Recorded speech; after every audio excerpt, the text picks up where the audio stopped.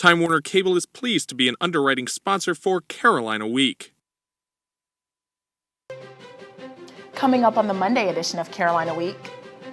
I'm Mark Oleksic. Any win against Duke is a big win. I'll have the after-party highlights from Franklin Street. I'm Carla Babb in Chapel Hill. Coming up, I'll tell you one man's story in the fight for equality at UNC. There was all the hatred you'd expect from another Duke-Carolina matchup, highlights and analysis in sports. Mallory Nichols will have our 4-day forecast. All that and a debate that will put a little bounce in your step. Carolina Week starts right now.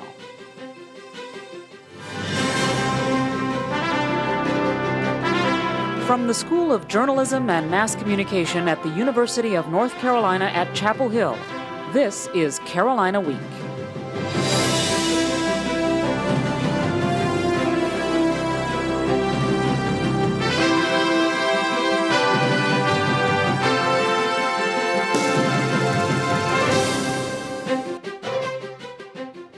Hello and welcome to the February 12th edition of Carolina Week. I'm Jessica Floyd. And I'm Adam Rue. Thanks for watching. This is something the Tar Heels could get used to. For the second year in a row, the men's basketball team beat the Duke Blue Devils on their own turf, and many students enjoyed the after party. Reporter Mark Oleksic joins us in the studio with more.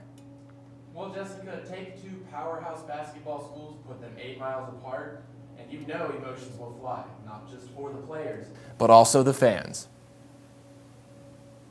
It's a frenzy. It's chaotic. The only game you can really compare it to is the 2005 championship, and that was absolute madness. Luke Steepleton has been a manager at the Top of the Hill restaurant and brewery for 7 years. He predicted how the latest chapter of the Carolina-Duke men's basketball rivalry would end. UNC is too powerful. I think UNC will definitely win this game. UNC student Rebecca Spangler agreed. My guess would be 74-55 Carolina. If the Heels won, Spangler knew where she'd go. I spent Halloween up here looking over everything. I kind of want to be down there. Down there is the intersection of Franklin and North Columbia streets, an after-party hotspot whenever UNC gets a big basketball win. And this night was no different. As police patrolled the streets, Tar Heel fans watched Roy's boys battle the Blue Devils. After some fear and even more cheer, came the sound everyone clad in baby blue wanted to hear.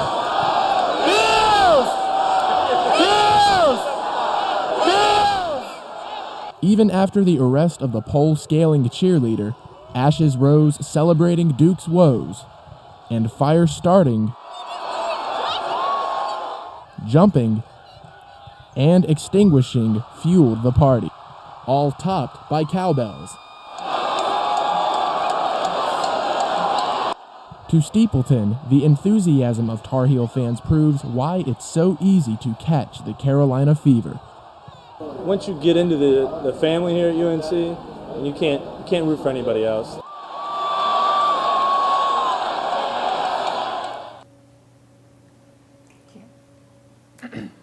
And Steepleton speaks from experience. He moved here from Indiana, and after just 1 year on the Hill, he said he became a converted heel. Mark, was anyone hurt during the big celebration with all the people jumping over the bonfires?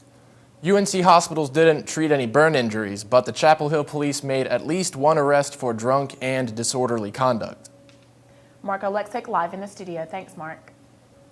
With all the madness surrounding basketball ticket distributions, athletics officials could be making some changes for next season. The biggest change to the current online system would make all student tickets general admission. Seating would be on a first-come, first-served basis, so students can sit with groups of friends.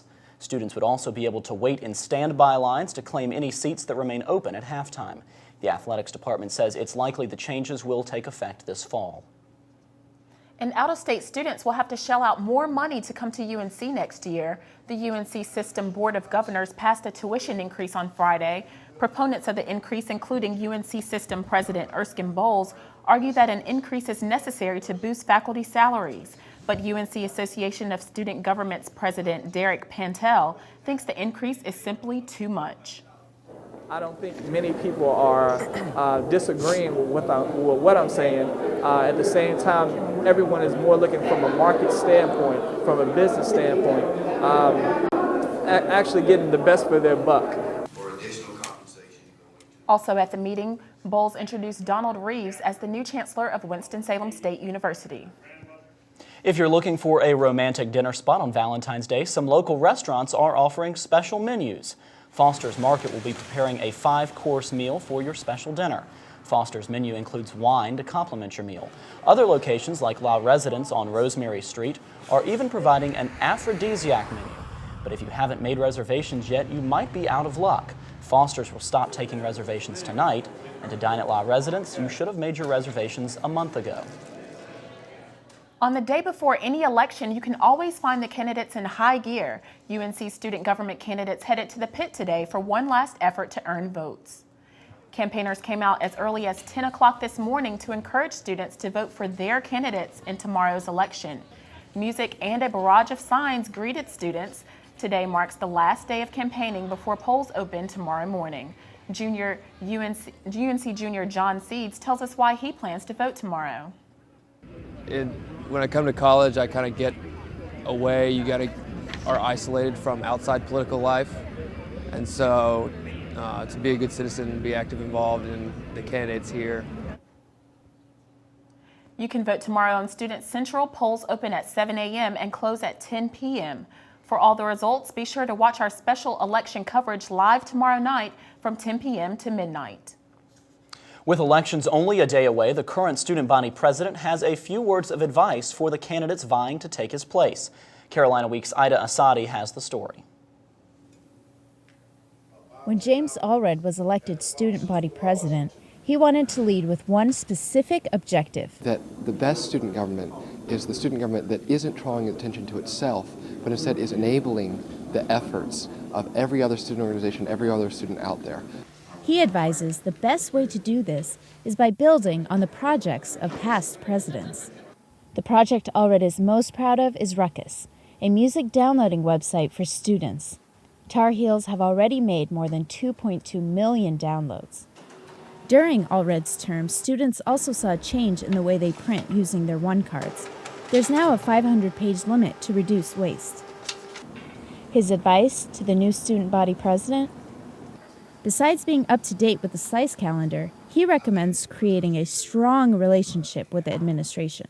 The administration may be able to wait out one person, but they can't wait out the whole of student government, the whole of student body. He believes this was the key to landing Madeleine Albright as the spring commencement speaker and other successes of his presidency.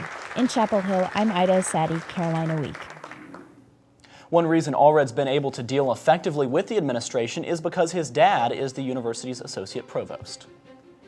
Coming up, a look at the African-American struggle at UNC from past to present. And one man who helped integrate the university more than 50 years ago.